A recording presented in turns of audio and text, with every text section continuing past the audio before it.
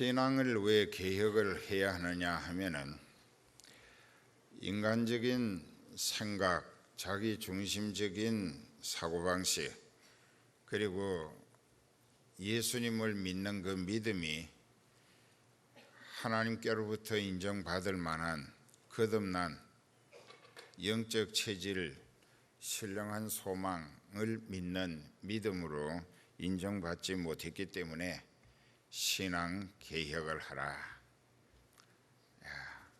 이 신앙 개혁, 이것은 Reformed Movement of the Faith라고 신앙을 개혁하라는 겁니다.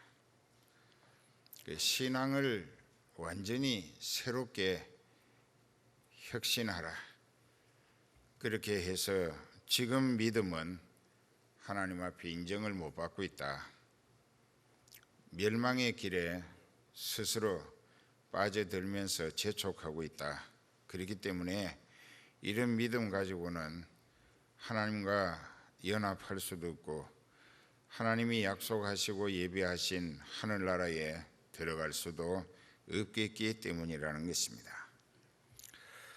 오늘 본문은 이 여러 주째 에스라서를 가지고 하나님이 계속해서 말씀을 선포하게 하시는데 8장 끝절까지의 내용을 요약해 보면은 하나님 앞에 신앙을 거르친 이스라엘이 하나님으로부터 버림을 받고 바벨론에게 점령당하고 젊은이들이 죽임당하고 부녀자들이 성적으로 짓밟히며 끌려갔습니다.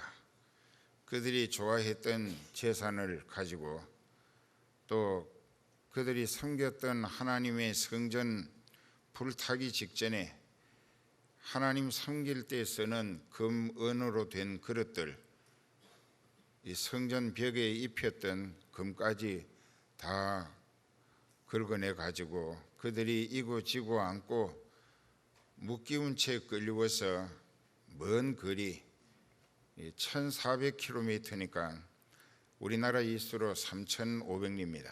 끌려갔습니다. 거기 가서 그 사람들에게 갖다 바치고 노예처럼 포로된 신세가 그들의 멍에와 채찍에 시달리면서 인권도 경제권도 전혀 보장받지 못하고 노동력만 착취당한 세월이 70년이 갔습니다. 왜? 하나님을 능멸하고 무시하고 그 하나님의 말씀을 거역하는 죄악을 일삼았기 때문에 이건 짐승만도 못하다. 그래서 그들에게 끌려가 가지고 짐승 이하로 취급되는 신세가 될 수밖에 없었습니다. 오늘 여러분들의 신세를 자신들이 점검해 볼 때 세상 조건 기준으로 무슨 맨션 아파트에 살고 또 고급 차를 굴리고 가재 도구가 외제라고 이렇게 모가지 힘주고 의시 된다고 하면 참 어리석은 사람입니다. 하나님은 우리 인간을 보실 때 외형적인 것, 거칠이를 보시지 않으시고 네 영이, 그 영혼이 어떤 상태에 있는가를 살피신다는 것입니다. 그 영이 하나님의 기대에 어긋나는 불신 생활을 하게 되면은 그 신세는 급속도로 망하게 되고 엎어지게 되고 밑바닥 신세로 전락할 수밖에 없었던 것은 성경이 오랜 수천 년의 역사 속에서 기록되어 온 교훈으로 우리를 깨우치고 있습니다. 그렇기 때문에 이 바벨론에 끌려간 이스라엘이 멸시와 천대, 구박과 학대며 행패, 착취, 유린 이런 것에 견디기 힘들게 됐을 때 우리 신세가 왜 이렇게 돼야 했는가를 인간이기 때문에 생각해 보게 마련이고 그때 하나님이 성령으로 깨우쳐 주셨습니다. 너희가 하나님을 멸시하고 그 말씀을 거역하며 하나님이 하지 말라 하신 것을 열심히 했고 하라 하신 것은 되려 하지 않았기 때문에 하나님으로부터 버림을 자청했던 것이다. 그래서 인간은 예레미야 애가 3장 39절에 하나님이 내리신 진단서가 있습니다. 살아있는 사람은 자기의 죄로 벌을 받나니 어찌 원망하랴. 자신의 불행은 자신이 장만한 것입니다. 그러니까는 누구를 원망할 필요가 없어요. 그런데 자기 자신을 회개하면서 하나님의 용서를 빌고 바로 서는 믿음만이 회복의 역사가 시작된다는 것입니다. 그래서 바벨론에서 회개 운동이 일어났고 그들을 불쌍히 여기신 하나님께서 1차로 BC 예수님 나시기 이전에 538년에 5만여 명을 한꺼번에 해방돼서 귀환하도록 예루살렘에 돌아가게 해주셨고 많은 재산과 또 성전에서 쓰던 기물까지 바벨론에 옮겨갔던 것을 되찾아서 짐승에 싣고 예루살렘으로 돌아오도록 하셨습니다. 가서 너희가 성전을 지으면 너희와 이별했던 내가 다시 그 성전을 통하여 너희와 만나고 교제하고 하늘 소망의 길로 다시 이끌어 주겠다. 그랬는데 회복된 귀한 동포들이 그 많은 재산을 가지고 왔으나 성전 짓기 위하여 기초돌만 놓고 성전 지을 돈을 자기 집들을 짓는 데 바빴습니다. 하나님은 실망하신 것입니다. 이것들이 아직도 정신을 못 차리는구나. 하나님을 하나님으로 알아보는 사람, 그리고 하나님으로 받드는 사람에게 하나님은 은혜를 주십니다. 구원의 손길로 붙들어 주십니다. 그가 하나님 뜻을 받들어 더 잘 섬기기를 소원할 때 섬기고 남을 수 있는 조건으로 책임져 주신다는 것입니다. 그런데 그 백성들이 자기 집들 지노라고 성전 기초돌이 단단히 굳어져 있음에도 불구하고 다시 더 건축하려 하질 못한 것은 가진 것이 자기네들 몫으로 챙겨 없어졌기 때문입니다. 그래서 스룹바벨과 여호수아에게 하나님은 재촉하셨습니다. 성전을 지으라고, 빨리 지으라고. 내가 너희를 불쌍히 여길 때, 기회 줬을 때 나를 더 실망시키지 말고 나로 진노하게 하지 말고 서둘러 성전을 지어서 그 성전에서 나하고 좋은 관계를 회복하며 유지하도록 빨리 성전을 지어라. 그래서 성전을 지었는데 이는 힘으로 되지 아니하고 사람의 능으로 되지 아니하고 루아흐라고 해서 전에 설교 들었죠. 하나님의 신으로만 가능할 수 있다. 하나님의 신 루아흐라고 하는 것은 헬라어로는 이제 우리가 여러 차례 들어서 아는 바와 같이 성령을 의미합니다. 피뉴마라고 합니다. 그런데 성령이 역사하시는 곳에 하나님의 뜻은 이루어지게 되어 있습니다. 이것은 곧 성령을 전적으로 의지하고 성령에 순종하며 성령께 이끌리고 쓰임받기를 힘써라. 그러면 그 성령께서 너로 하여금 하나님의 뜻을 이루어 드리는 일꾼으로, 그릇으로, 도구로 사용하실 것이다. 그래서 이 땅에서 하나님의 뜻을 이루어가는 하나님의 일꾼으로, 하나님의 도구로 쓰임받는 것은 가장 온전한 구원의 보장을 받게 된다는 것입니다. 저도 그렇게 살고 있습니다. 여러분들이 저하고 만나서 40년이 넘는 세월 동안에 이러한 신앙을 일깨웠고 보여주고 나처럼 믿으라고까지 했는데도 그게 따르지 못한다면 여러분들은 오늘 제목과 같이 신앙 개혁이 불가피한 상황에 있다.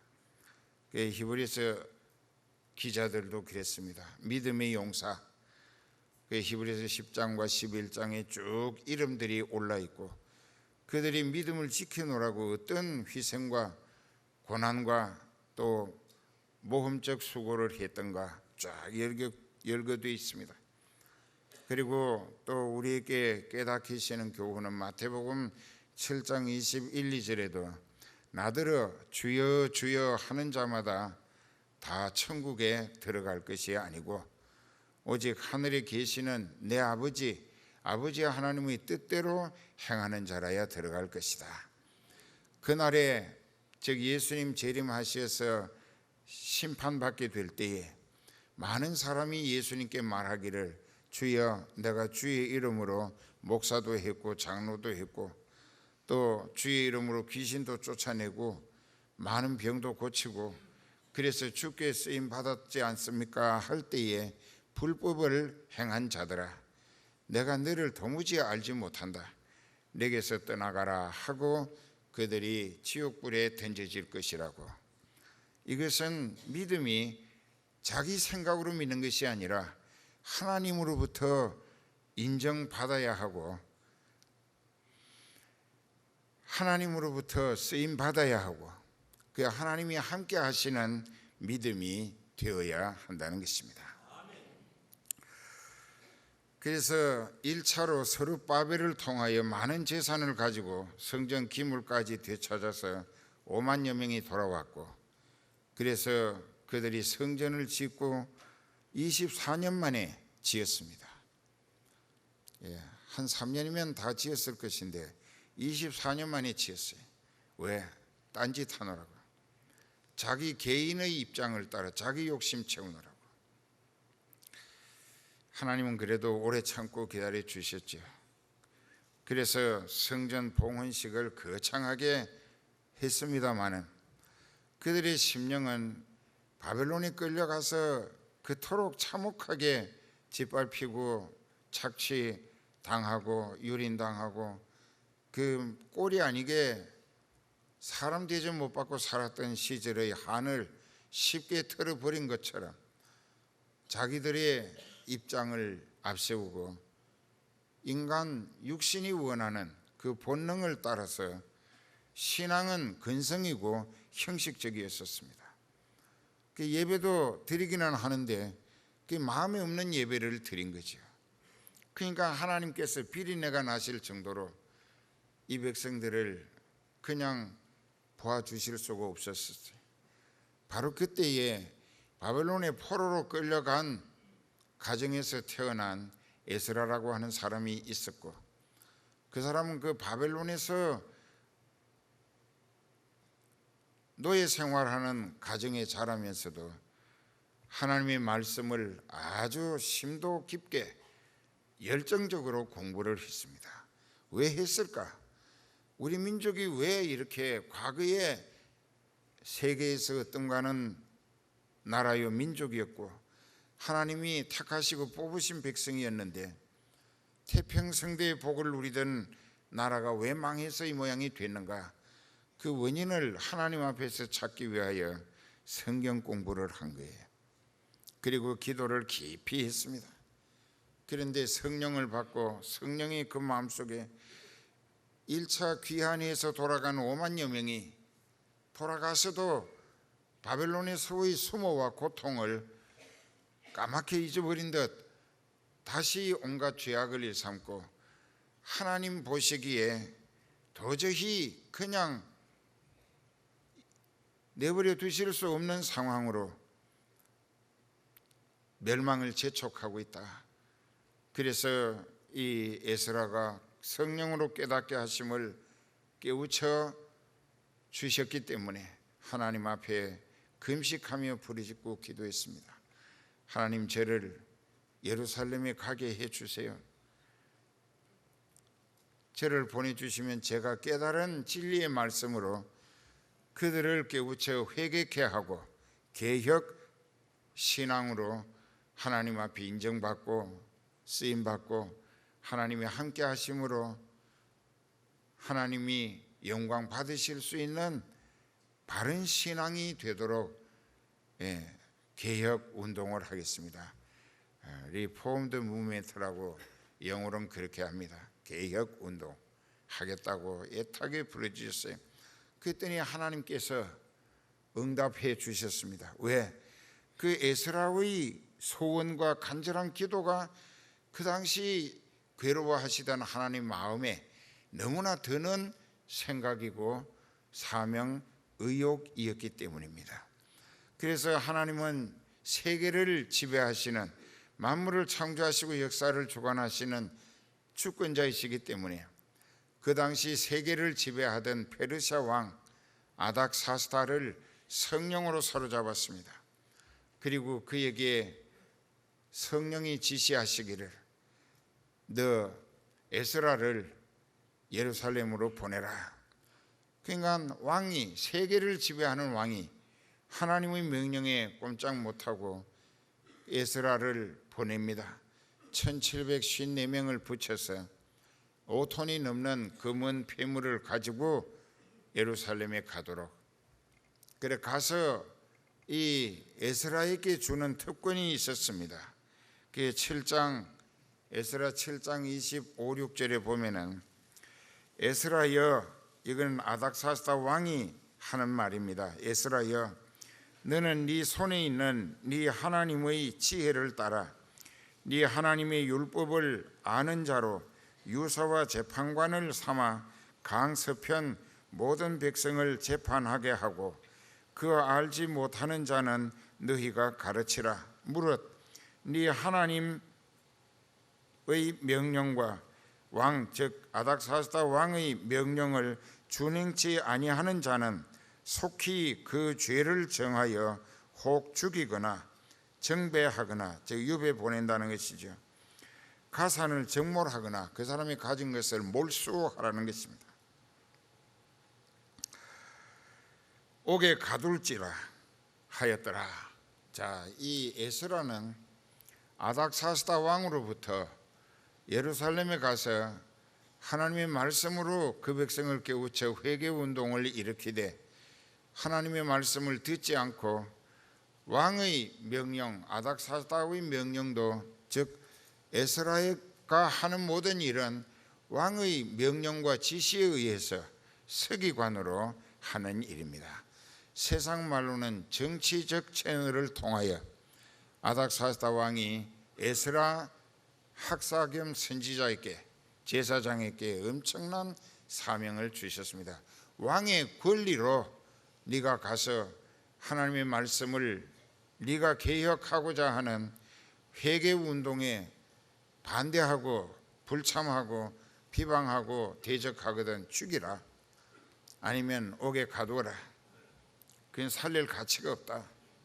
그 아닥사스다 왕은 이방인인데 어떻게 하나님의 말씀 권위를 이렇게도 죽이라고 하면서까지 강조할 수 있었을까?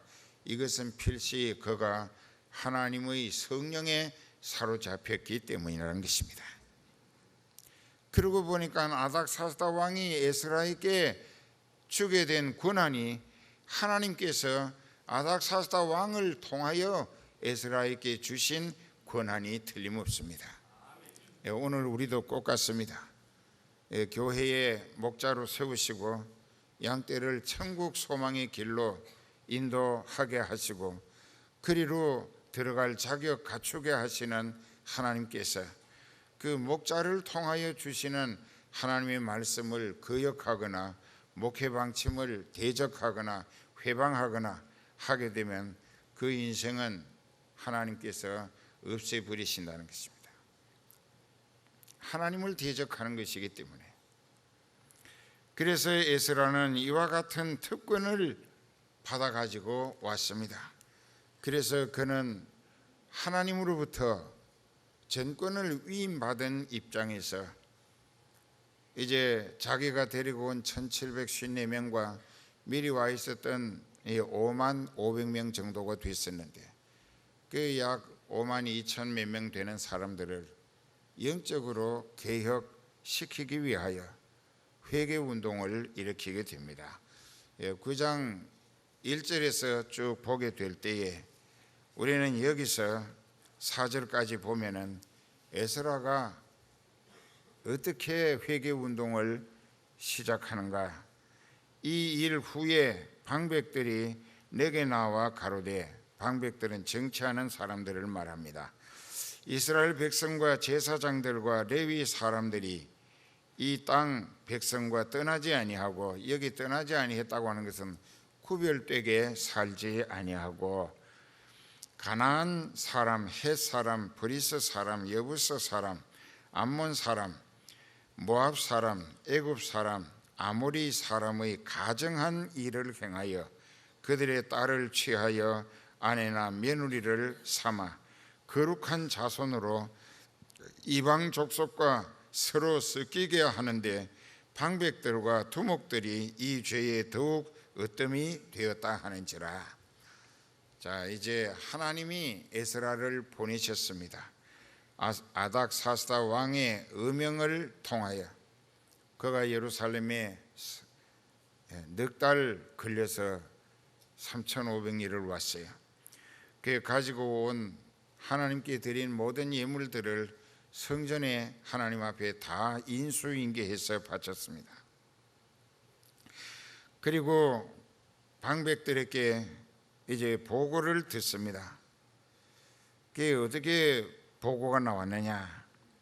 그 방백들이 보고하기를 이스라엘 백성과 제사장들, 레위 사람들 이 땅 백성과 구별되이 살지 아니하고, 즉 하나님 제일주의 말씀 절대주의 신앙으로 살지 아니하고 오히려 육신의 입장을 앞세워서 그들의 딸들을 아내나 며느리로 삼아서 통혼했다, 결혼을 했다는 것입니다. 그것이 뭐가 그리 큰 문제인가? 하나님은 어떤 혈통, 그 혈족을 구별해서 너는 안 된다 이것이 아니에요. 그 당시 가나안에 살았던 백성들은 어떻게 살았는가? 구약 성경 신명기 7장 1절에서 보면은 하나님이 하신 말씀이 기록되어 있습니다.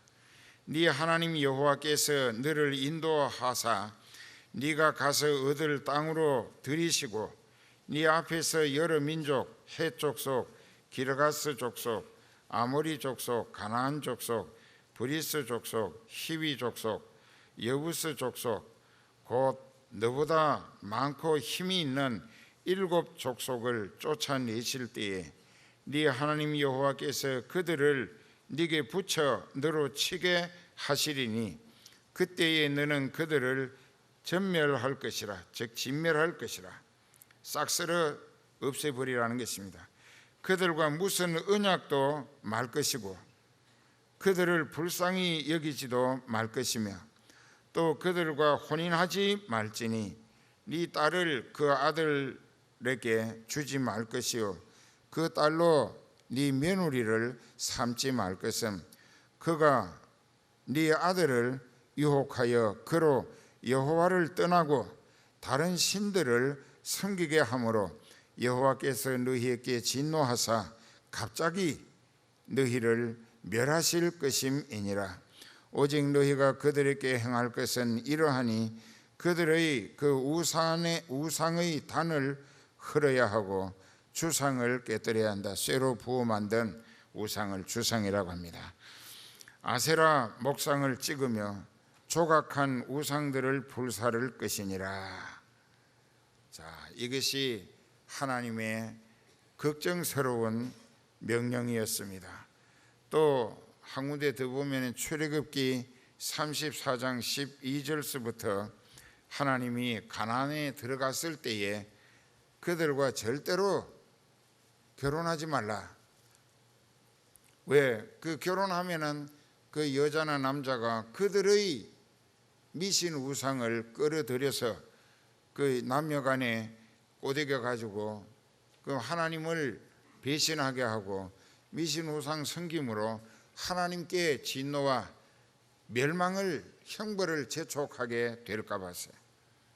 그러니까 어떤 혈족을 하나님이 너는 안 된다가 아니고 그 자기 백성 이스라엘의 순수 신앙 정죄를 기대하시고, 그러니까 그 지역에 원래 살았던 토백이 원주민들의 미신 우상에 오염될까 봐서 그렇게 하신 거예요. 여기도 12절부터 보면은 너는 스스로 삼가 네가 들어가는 땅의 거민과 그곳에 사는 사람과 언약을 세우지 말라. 그들이 너희 중에 올무가 될까 하노라. 너희는 도리어 그들의 단들을 헐고 그들의 주상을 깨뜨리며 그들의 아세라상을 찍을지어다. 너는 다른 신에게 절하지 말라. 여호와는 질투라 이름하는 질투의 하나님이니라. 너는 삼가 그 땅의 거민과 언약을 세우지 말지니 이는 그들이 모든 신을 음란히 섬기며 그 신들에게 희생을 드리고 너를 청하면 네가 그 희생을 먹을까 함이며, 또 네가 그들의 딸들로 네 아들들의 아내를 삼음으로 그들의 딸들이 그 신들을 음란히 섬기며 네 아들로 그들의 신들을 음란히 섬기게 할까 함이니라. 너는 신상들을 부어 만들지 말지니라. 자, 이건 하나님의 은명이었습니다. 그런데도 이스라엘은 배가 부르고 형편이 여유롭게 되면 이상하게 귀신에게 완전히 포섭돼 가지고 미신 우상을 끌어들여서 자기 집 안에다가 신당을 만들고 그리고 그곳에다가 정성을 들이며 제사를 지나곤 했었습니다. 이것이 망조였다는 것입니다. 지금도 바벨론에 70년 포로 생활한 것도 바알과 아세라 신을 지나치게 섬긴 영적 음란, 이 신앙적인 음란의 죄값으로 바벨론에게 70년간 비참하게 짓밟혀 있었습니다. 그랬는데 이제 에스라를 보내신 하나님의 뜻을 깨닫고 보니까 이제 하나님께서 이 방백을 통하여 보고하는 대로 백성의 두목들이, 즉 제사장이나 방백들이나 레위인들, 또 찬양대원들, 또 경비 서는 사람들, 성가대 찬양하는 사람들까지 이 이방, 즉 저주받은 백성과 결혼을 해가지고 가정을 이루었는데, 이것이 하나님의 진노를 다시 촉발하는, 멸망을 재촉하는 무서운 죄악이 아닐 수 없었습니다. 그러니까 여기서 우리가 깨달아야 할 것은 다른 제사장들도 있었고 방백들도 또 레위인들도 또 찬양대원들도 또 경비 서는 사람들도 이 하나님 앞에 하나님 성전에서 봉사하는 사람들은 주로 레위 자손들입니다. 레위 지파인데 그들은 성별되게 하나님이 먹여 살리십니다. 그 성전에서 하나님 섬기는 일을 봉사하라고. 그런데 하나님이 살리심으로 살고 있는 그들이 하나님의 말씀을 헌신짝 버리듯 무시하고 내던지고 그들이 먼저 솔선해서 지켜야 할 하나님의 말씀의 명령을 거역하고 그 저주받은 이방 여인들과 결혼을 했다는 것입니다. 이 하나님의 말씀을 거역하는 것은 불신앙입니다. 순종하는 것이 믿음입니다. 그렇기 때문에 에덴 동산에서 아담과 이브가 있을 때 아담과 이브도 선악과는 금단의 과일로 명령하셨는데도 마귀의 꾀임에 빠져서 따먹은 것이 하나님의 말씀을 거역한 것으로 인류 전체가 멸망하게 하는 엄청난 죄를 짓고 말았습니다. 오늘날도 똑같습니다. 그래서 목자를 통하여 성경을 풀이해서 배우지 못한 사람들도 쉽게 이해가 가고 깨달아지고 믿어지도록 성령이 말하게 하심을 따라 우리가 증언을 합니다. 그런데 여기에서 이 하나님의 은혜로 사는 레위 지파 사람들이 제사장으로부터 이 지위 높은 사람들도 이방 여자들과 가정을 이루었습니다. 그랬을 때 이 에스라가 그 사람들을 불러다 놓고 혼쭐을 내고 야단치는 것이 아니라 자기가 먼저 하나님 앞에 자기 머리털, 사람의 영광은 머리에 있습니다. 이 머리털은 여자들이 왜 퍼머네이트를 하느냐, 자기를 영광스럽게 꾸미노라고 이렇게 한다. 이게 여자는 수염이 없지만은 남자들은 수염이 있는데, 수염은 무엇을 의미하느냐? 남자의 수염은 권위를 상징하는 것입니다. 권위, 카리스마라고 하는 권위를 의미합니다. 그런데 이 에스라는 자기 머리털을 쥐어뜯고 수염을 뽑아가면서 그것도 찢다가 다 찢어지니까 속옷까지 찢으면서 이 백성들이 또 풀려난 지 얼마나 된다고, 또 이렇게 하나님이 진노하실 너무나 엄청난 죄악을 일삼고 있으니, 여기서 에스라가 회개하는 내용을 한번 보십시다. 거기 보면은 이렇게 했습니다. 내가 이 일을 듣고 속옷과 겉옷을 찢고 머리털과 수염을 뜯으며 기가 막혀 앉아서 회개하기 시작을 합니다. 이에 이스라엘 하나님의 말씀을 인하여 뜨는 자가 이 사로잡혔던 자의 죄를 인하여 다 내게로 모여오더라. 내가 저녁 제사 오후 3시까지 기가 막혀 앉아 울고 회개했습니다. 이 에스라가 회개합니다. 자기가 지은 죄가 아니에요. 자기는 죄 짓지 않았어요.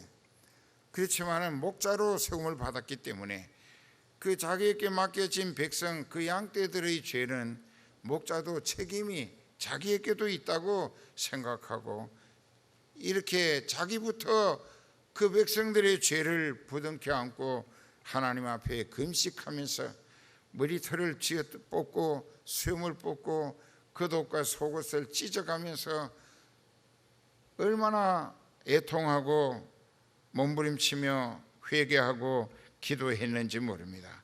그 모습을 보는 사람들 중에서 이 하나님 앞에 두려움을 느낀 사람들, 여기 뜨는 자들이라고 했는데, 아, 나도 저 목자가 저렇게 금식하며 애통하고 회개하는 데 대한 대상자로서 책임이 있다.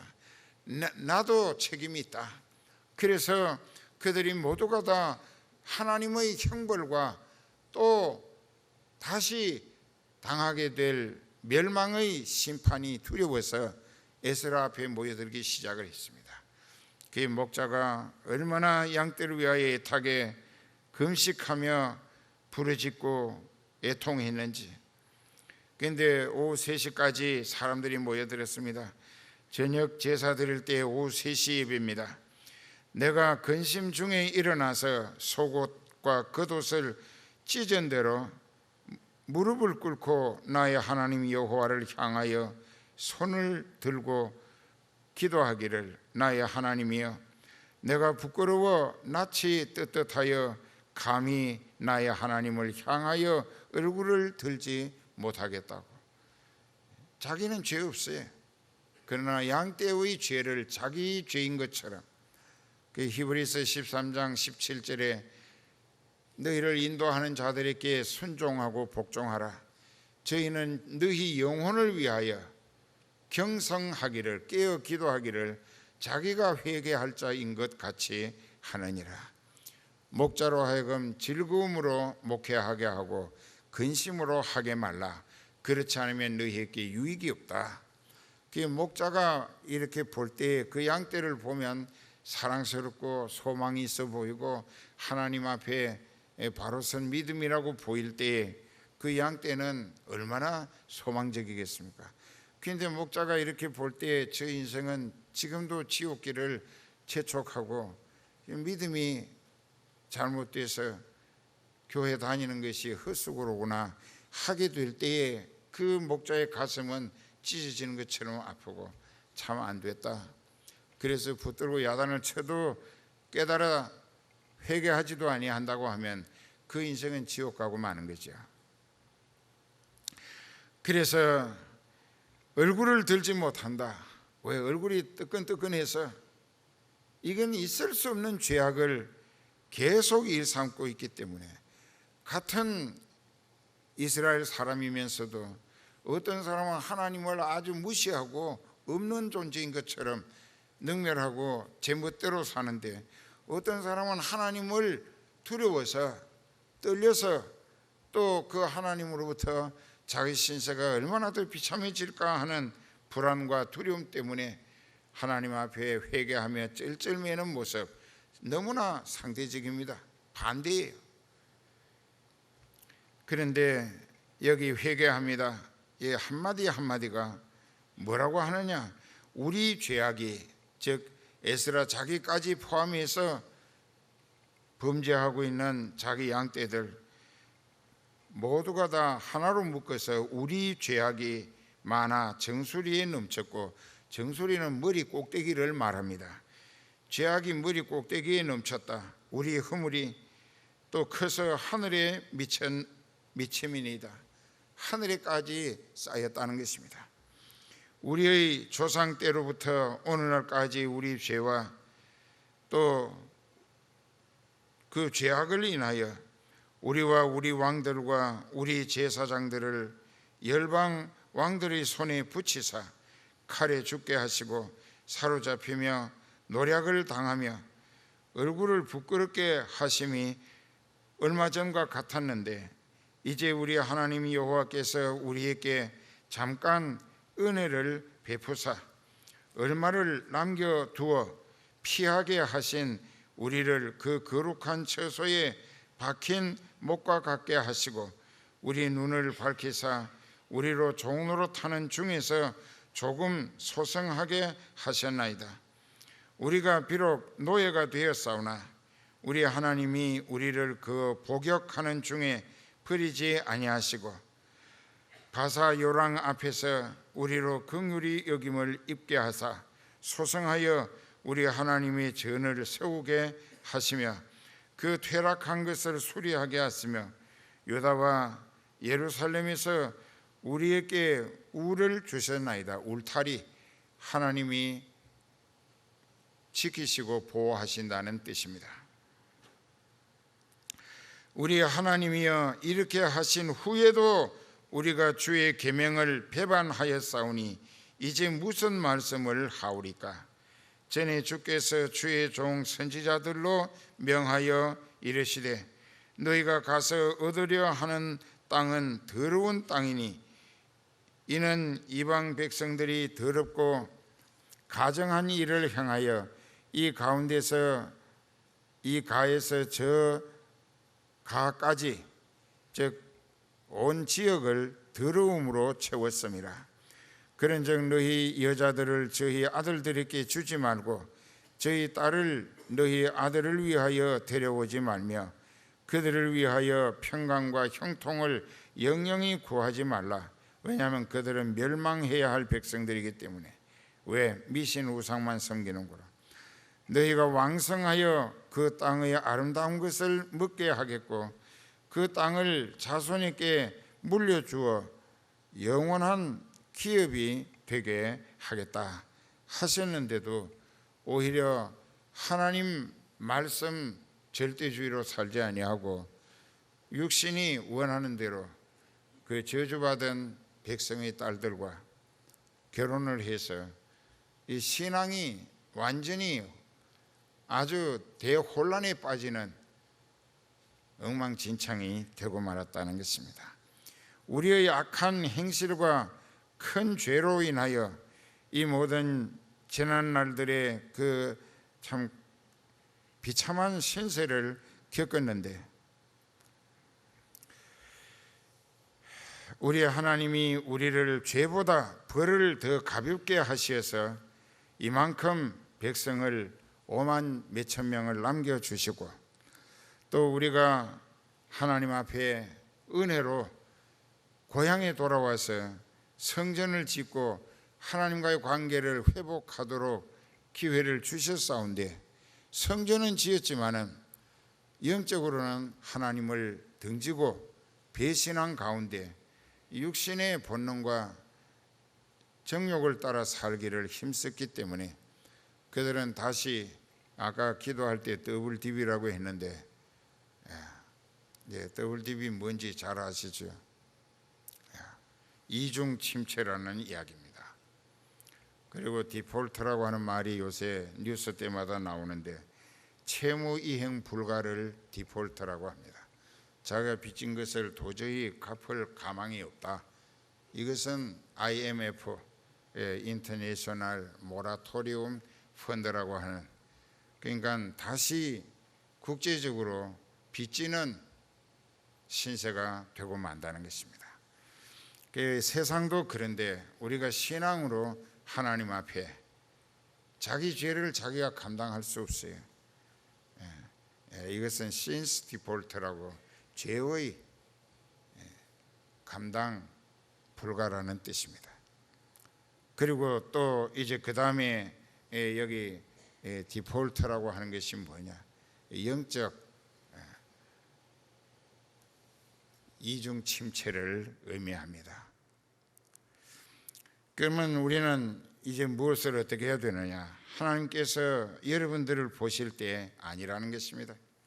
이 양심이 있다면 자기 신앙이 바른 신앙이라 할 수 있겠는가? 하나님 보시기에 틀렸다는 것입니다. 아주 역력히 보여주셨어요.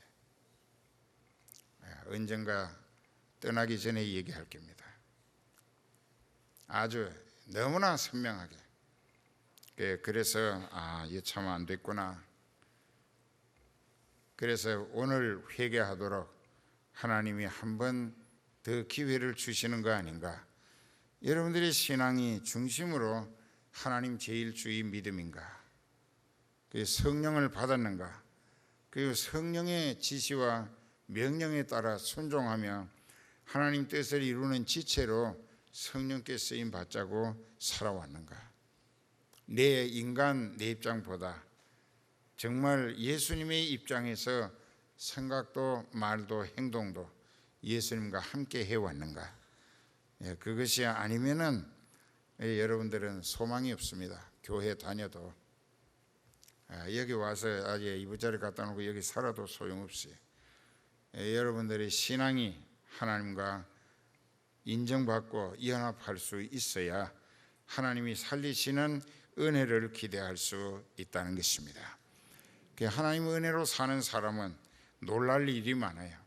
이 웬일인가, 이 의인일인가, 하나님이 이렇게까지, 그래서 감동의 연속이고 눈물이 마를 날이 없습니다. 감격해서 어떻게 더 잘 섬길 수 있을까? 이 말씀을 석 주째 하나님께서 에스라서를 통하여 주셨는데, 이 시간 더 비참하게 멸망하고 싶지 않으면 회개하는 것이 하나님이 여러분들에게 베푸시는 긍휼의 기회가 되기를 기대합니다. 다 같이 마음가짐을 하나님을 향하여 두렵고 떨리는 마음으로,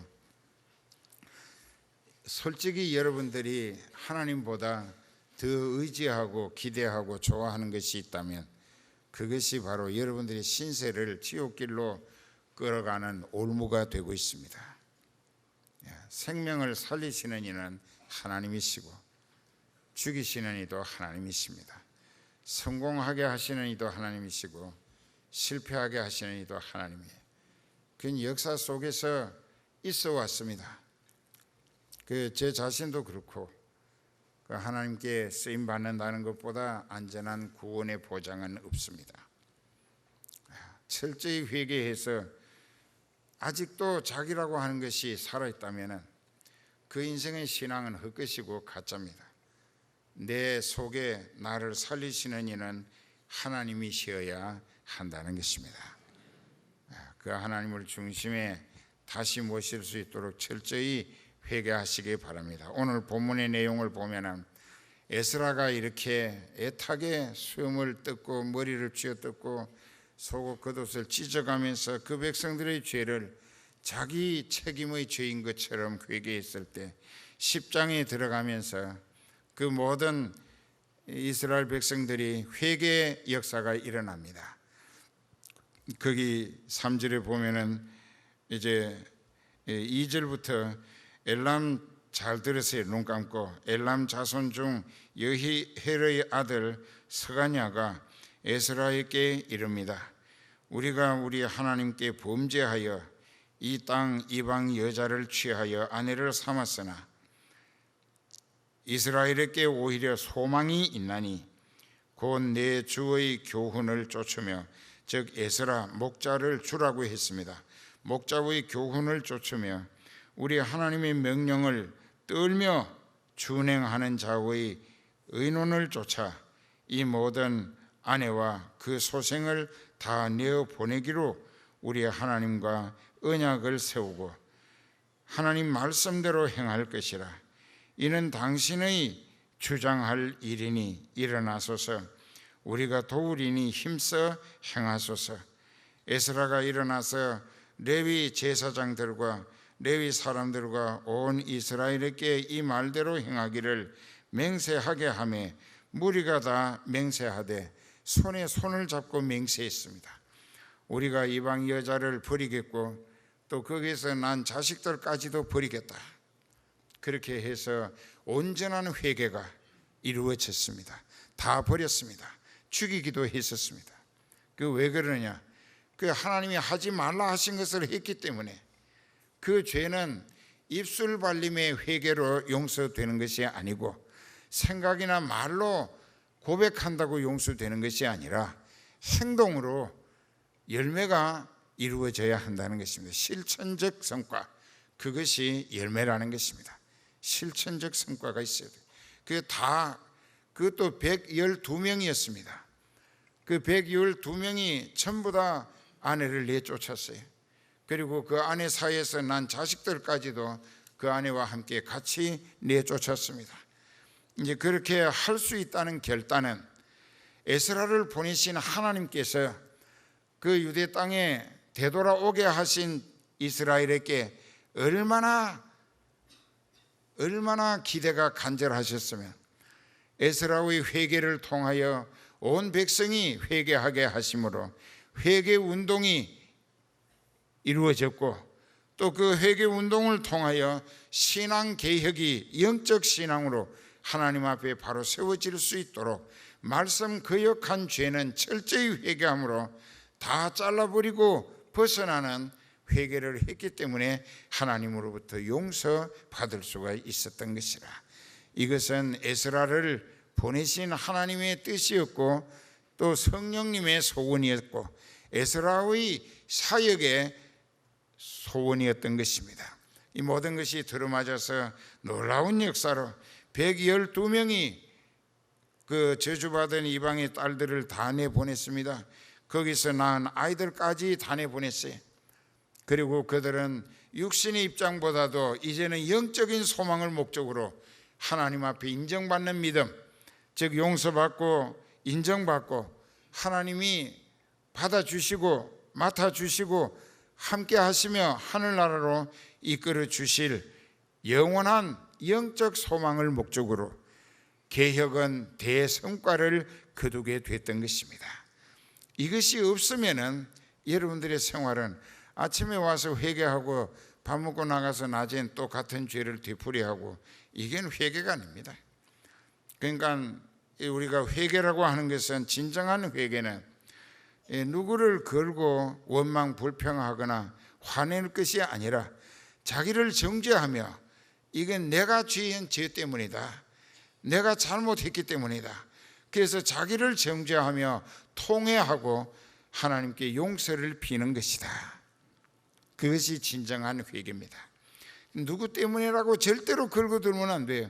그 중에 그랬을 것입니다. 그 뭐 여자가 하도 꼬대기에서 참 바보 같은 사람, 그 사람은 회개할 생각이 없다는 것이. 그래서 하나님은 진정한 회개, 완전히 행동으로 정리해버리는 회개를 하나님이 용서하신다는 것입니다. 여러분들에게 무슨 죄가 있는지 다 알고 있습니다. 다 불꽃 같은 눈으로 지켜보십니다.